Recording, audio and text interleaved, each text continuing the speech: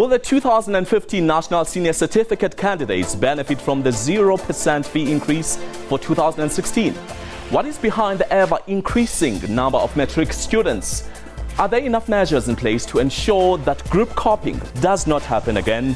And how does the basic Department of Education make sure that candidates make informed career choices? What time is it? It's question time.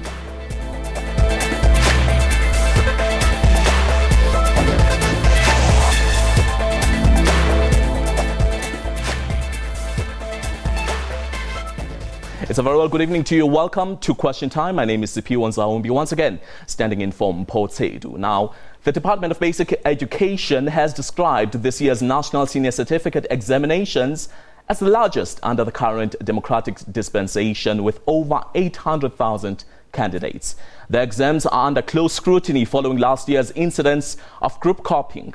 The scandal saw the monitoring body Umalusi withholding results in 39 centers in both KwaZulu-Natal and the Eastern Cape. Meanwhile, the 2015 Matric Class is set to benefit the government's 0% fee increase for 2016, as recently announced by President Jacob Zuma. Now, remember that you can also join us right here on the show. Your participation line is 089 110 or 110 4210. If you're calling from abroad, it's 222789 110 4210, or rather just go and tweet us. Our Twitter handle is @QuestionTime24. Now, my guests are Elijah Mhlanga, spokesperson of the Department of Basic Education, and Khulekani Skhosana, General Secretary of the Congress of South African Students. Gentlemen, thank you so much for joining us on Question Time, and welcome. Thank you. I'd rather start this conversation with you, Khulekani. We are currently, Mr. Elijah, we're currently sitting at a huge number of candidates who have enrolled for Matric this year. This, of course, is a clear indication of a substantial increase as opposed to 2014. What could have led to this increase? Well, it means that our learner attainment strategy is working. We have been saying that we want each and every one of our learners that are entering the system to stay until they finish Matric. So it means that the various strategies and interventions that we've put in place to help us achieve exactly that goal is working and yielding positive results. Now, just looking also at the revolution of students, hashtag fees must fall, which was an international and national phenomenon in South Africa. How will these students, especially those who are writing a Matric this year, benefit from this 0% fee increase in 2016? Well, for those that obtain university admission and have applied, because you need to have applied to enter university, and are able to get the requisite admission requirements that are required by universities, then they will be able to benefit from that, because they will be paying 2015 fees. And we hope that the majority of them will be able to pass and exit the school system so that they can be exposed to what is happening at higher education level. But of course, Elijah, there is no denying that the Department of Basic Education, together with higher education, is faced with such trying times currently, especially when it comes to issues of curriculum. We know that in 2013, there was a minimization of the passing rate to 32%. If not, how will these then change in 2016? Are you planning to perhaps adjust these numbers and adjust the curriculum? No, there's absolutely nothing wrong with that curriculum. In fact, you are the first person in this country in the past 5 years that I've heard complain about our curriculum. All experts, local and international, even our studies that are done by ourselves and other agencies from around the world, they say the curriculum that we have is among the best in the world. What remains the challenge is the implementation, because we need to understand what the curriculum requires of us and then implement it. What we need to do is to make sure that our communities, our school governing bodies, make sure that they monitor schools, make sure that learning and teaching takes place. That's all that we need to do. That's why we have even taken a decision to leave the curriculum unchanged for at least 10 years, so that there's stability in the system. Quite interesting that you're talking about the curriculum being perfect as it is. We know that in 2014, we had a 75.8 pass rate, which of course is a significant drop from the 78.2 of 2013. Is this perhaps part of that excellence you're talking about? We didn't say it's perfect. We say it's one of the best in the world. That's the first thing. The second thing is that the drop that you saw was as a result of the quality elements that we're introducing in the system. 2014 was the first year for the grade 12 learners to write an examination under the new stringent rules that were introduced by the new curriculum that you're talking about. So that's what we saw. So now the pass requirements are even more difficult for people. That's why some didn't make it, and you saw a drop. It could happen again this year as people begin to understand that you need to work a little harder, you need to do a little bit more for you to pass and exit the schooling system, for you to be able to make it at university or elsewhere for that matter. All right, let's come to you now, Kulegani. As courses, you also have demands of your own, especially representing learners who, a huge majority will be in university, forming a statistic of those who want to enroll for different courses. I believe that you also have challenges of your own, or rather voices, or rather demands that you'd like to present to the Department of Education. Just take us through some of those. Thank you very much for having us, and I must begin by saluting all the students who have taken a study break just to watch the leadership. Look, I think one thing I must say publicly to Mr. Elijah is that as learners, we're going to have a problem if they print our matric results again in 2014. We've been fighting and fighting with them over this issue. They tried to confuse us last year by changing names into ID numbers. We don't want anything to be printed. Students, why is that so? Why don't you want your results to be printed? Because we think a learner has a right to privacy, and we don't understand why results have to be sold by newspapers who continuously, the very same government, even himself, he just complained and said you are the only one who's complaining. We don't want the media to have profit out of results of students, because there is no bursary they give to students. We don't even know where that money goes, and it seems to be a phenomenon of South Africa. Let's get into your core objective about these results not being published. This has been a method that has been used for over decades in South Africa. Why do you specifically want it to be changed in 2015? Yeah, I guess it's part of the reasons, and why students in their majority are dropping out, why students in their majority are forced to take gap years, are forced to lock themselves in their houses. Because once the entire community knows that you have failed, it's a problem. If they know even before you, sometimes you are walking up by a call of a neighbor telling you that you have passed or you have failed. We think that parents should have a chance to counsel their children. We think that teachers are professionals who can explain to students what are the supplementary measures that could be taken to assist, unlike a group of students who have all passed and you have not, who will be laughing at you. And when your parents have gone to work, you commit suicide, you start losing your self-esteem, you no longer have career prospects. All right. Having started results this year, or rather examinations this year, what are some of the challenges you've encountered?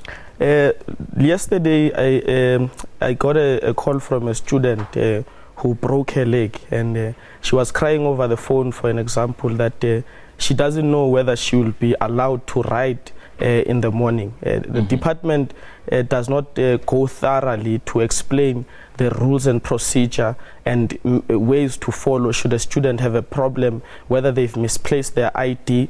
The department, I think, also has a responsibility. Students were writing mathematics today. A lot of them, we had to organize calculators as courses to assist students without calculators. We think that government should improve their supplying of calculators to students who come from previously disadvantaged backgrounds. Calculator averagely is 200 rand. We call on the public to equally assist students who do not afford those. All right. Do not publish the results, Elijah. That's the voice of the class of 2015. What are your sentiments at the department? Well, we've been saying that ourselves. I mean, we have been talking to COSAS for some years now, and in 2014, we said that because there had been this tradition of publishing matric results in newspapers, we wouldn't just stop it like that. We needed to see if we could find another way to still publish the results in the newspapers, because as much as you don't want to publish the results, you also need the same newspaper for other things. So we felt that we would use only exam numbers for identification of the candidates in the newspapers. And we had a difficult time with the editors of the different newspapers that came there through SANEF. We had a discussion with them. It was not an easy one, but we agreed that we're not going to use the names. So that was the first step towards finding a new way or a different way of publishing the results. So this year, that discussion hasn't taken place yet, but we anticipate that they will be approaching us very soon. But we agree with them. I mean, there have been incidents where learners thought they had failed because they had read in the newspapers that their names were not there, only to find that the results were saying something else and were available at the school. As a department, we say the first port of call, the first source of information as far as your results are concerned is your school, where you set for exams. Did you have a consultation process with students as far as this is concerned? Yeah, I mean, we'll talk to everyone. Remember, as a department, we cannot favor one person. We need to take the interest of everyone that's involved, and you'll never please everyone. You just need to find a balance somewhere and keep moving. But it seems like those you serve are not really entirely pleased with your methods. Well, we serve all South Africans from all sort of organizations, agencies, companies, and ours is to make sure that whatever we do is in the best interest of the public. All right. Well, let's hold it right there for now. You must also remember that you can also be a part of us right here in studio. The number to call is 089 110 4210 or 002789 110 4210. Question time will continue after this. Stay with us.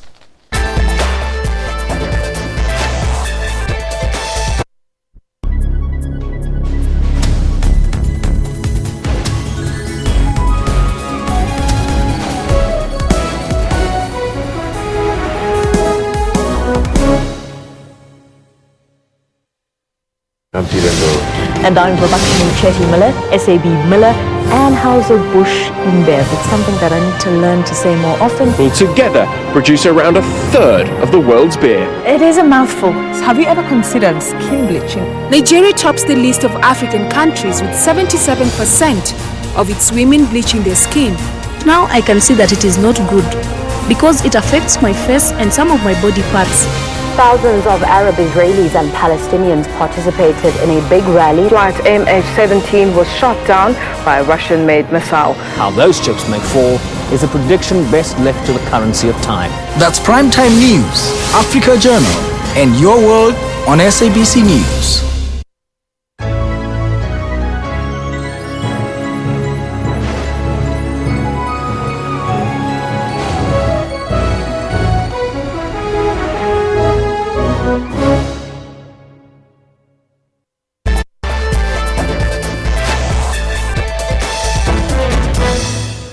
Welcome back. You're still watching Question Time right here on SABC News Channel 404. Today on the show, we're touching on the issue of education being in crisis in the country. And of course, my guests are Elijah Mhlanga, spokesperson at the Department of Basic Education, and Khulekani Skhosana, the General Secretary at the Congress of South African Students. Now, let's get into another issue, Elijah. In 2014, students were promoted, or rather, let me say, the grade 11 learners who had failed academically were condoned and they were sent to grade 12. What led to that decision? Well, to start with, I don't believe that education is in crisis. The government has decided to make education priority number one so that all of us as a nation can focus on it and talk about it and find solutions to all the challenges that we are facing. If we keep on saying crisis, we'll lose the meaning of what a crisis is all about, and we'll never be able to respond in the way that we should. But coming back to your question, the department makes all sorts of policies, and in doing so, there's a public participation process that we enter into, which means all South Africans have a say, have an opportunity to make their input. One of the policies that we've put in place as a department is a progression policy. That policy says that a learner may not repeat a grade twice, which means a teacher, a school, a SGB, they all must make sure that any learner who's struggling academically needs to be supported. They need special attention. If there are remedial classes that are required, we need to make sure that those learners receive that support for them to be able to proceed to the next grade. And it happens across the grades, by the way. But the focus for the nation is grade 11, because those that are in grade 11 will go to grade 12. Which then brings to my next question. If then you say that this is a specific focus to the grade 11 learners who in 2014 grade 11 and now in Matric, won't this then implicate in terms of their turnout when they go and apply for university entrance? Not really. You see, what happened was that for the first time in 2014, we had this policy applied in grade 12. We had progress learners who had not passed grade 11 in 2013 but went to grade 12 in 2014.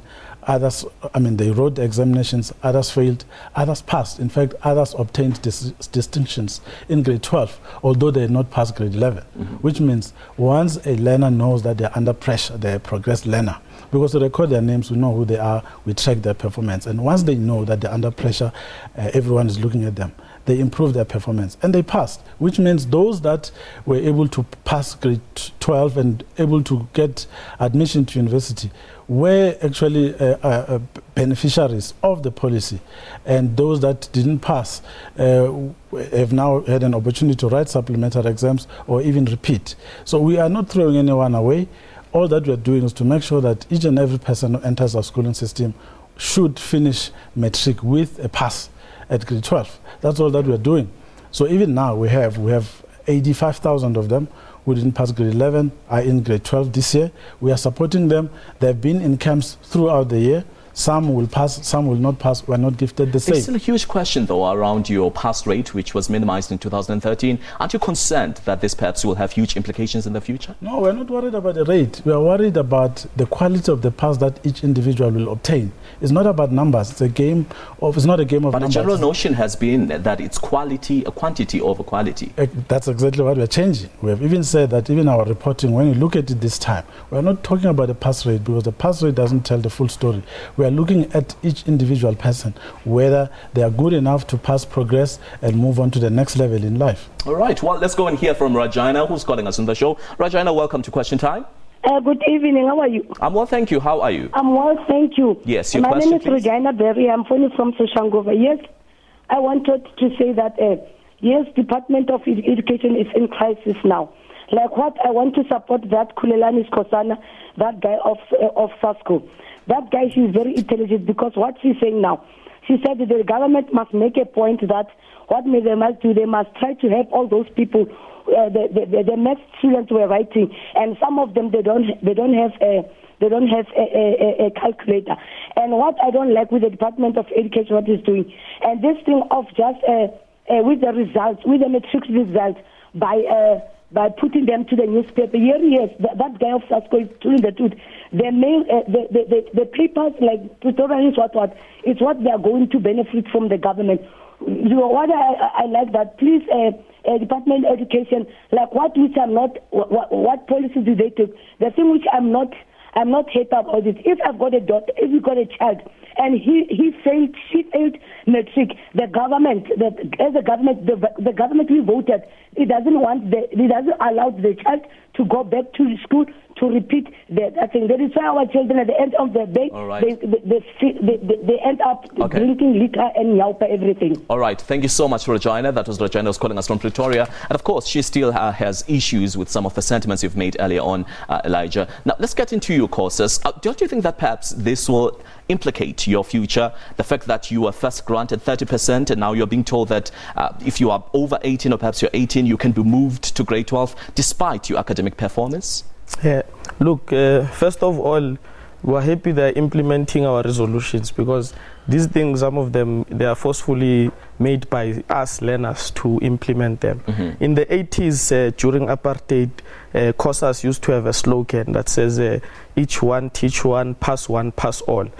On the basis that already the system is unequal. We cannot be taught differently and expected to pass the same.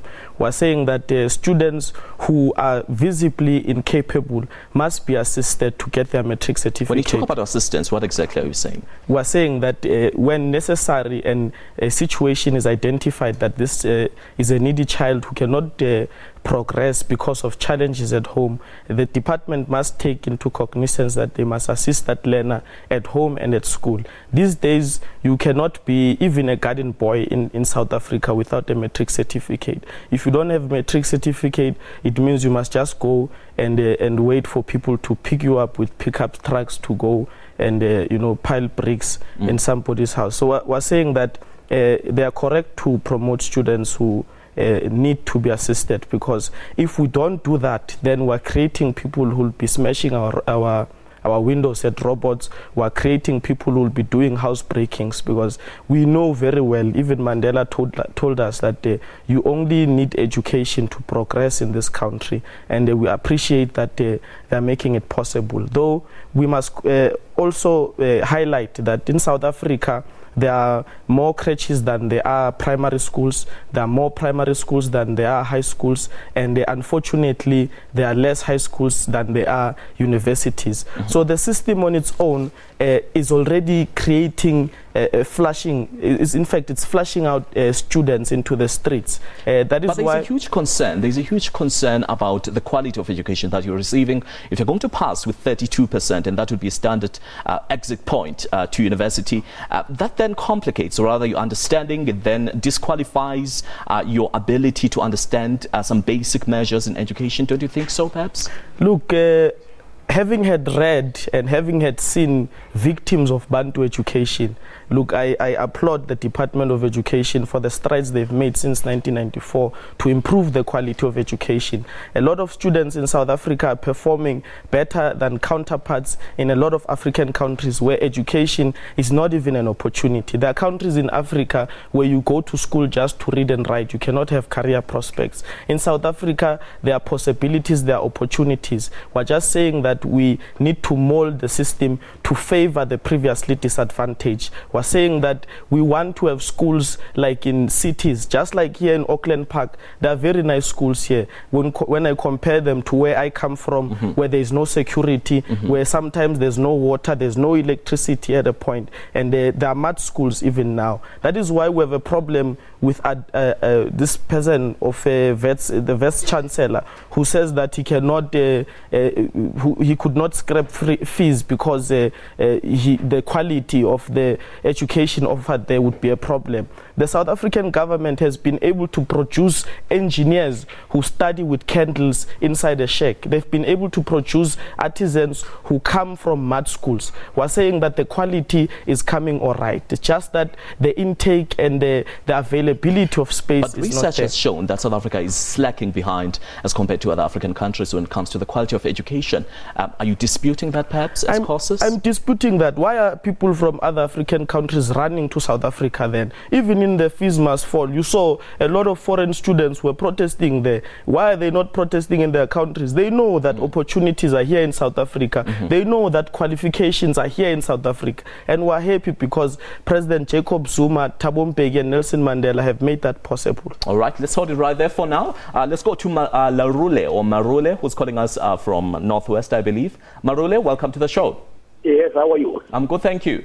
Yes, my contribution is one. I think the stand of COSAS in terms of the department publishing their results in newspapers, I am supporting them to say results should be kept confidential. The results must be released to schools and learners must be able to get them. Because most importantly, because when the results are released over the press, it becomes strenuous for parents and also for these kids. We are putting them under unnecessary pressure. Let us not commercialize the results. Let us they wrote themselves. Then the results they will receive them in the school. We must totally cancel publishing results in the newspapers. My second point will be to Mr. Mhlanga there. Don't you think maybe it's time again where you remember we used to have the standard grade and high grade, and now we're saying we want to ensure that all learners achieve grade 12, and then as we progress these learners. Perhaps those that were repeating grade 11, they were supposed to repeat, and we progress them to grade 12. And we are putting them in the same level with the learners that they pass for themselves. So I do think it's time that maybe the party must look into that to say, can't we go back to the issue of standard grade and higher grade so that even those learners that are having challenges, at least with standard grade, I think they can be able to get their CC. That's my attitude on that. Thank you so much, Lerule. At least to get his point.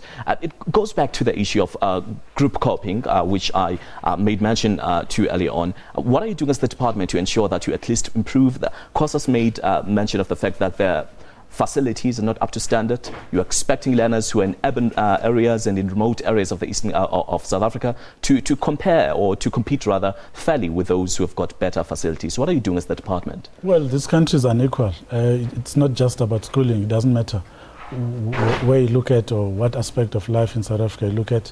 The rural areas, the urban areas, people live in the cities, they live in the rural areas, and the quality of life wherever people are found is not the same. So we cannot expect equality there.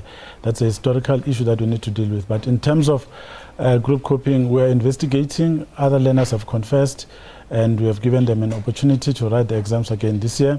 And we will be charging the teachers, those that are involved. But we have increased the numbers of monitors on the ground. We are crisscrossing the country, making sure that there's compliance when it comes to administration of the exam. Okay, just quickly before we close the show, in the plight of the free education campaign that's currently rolling out, what are you planning to do as the department for those who will be going back to, or rather going to university next year? Well, for us is to make sure that we create a conducive environment for our candidates to write the grade 12 exams and pass and exit our schooling system and go to university. What happens there is what the Department of Higher Education should look at, and we know that the Minister of Higher Education, Dr. President Zuma, is doing his best to resolve the issues of financing. All right, gentlemen, thank you so much for joining us on Question Time. Well, that was Question Time for you today. A big thank you to you as well, right there at home. My name is Sipiwe Nzawambi. You can catch this program again next year, tomorrow rather, not next year. Till next time, for me and the rest of the team, it's goodbye.